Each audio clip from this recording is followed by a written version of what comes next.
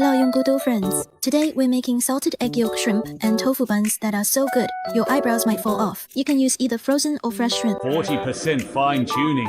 Follow what you love, and even Buddha would have no doubts. I'm adding carrots simply because we have too many at home and need to use them up. Scissorhands' favorite, 50. Be sure to add boiling water. So, the soup base turns milky white. Use a little less water for a richer soup base. Add half a spoon of starch and stir it well while it's still hot. This perfectly sized single-serving tofu really wins me over. Add the tofu last so it doesn't break apart easily when stirring. Cook on high heat for 7 minutes. Premium ingredients only need the simplest seasoning. Take a bite till it's warm, incredibly delicious, and just perfect for winter.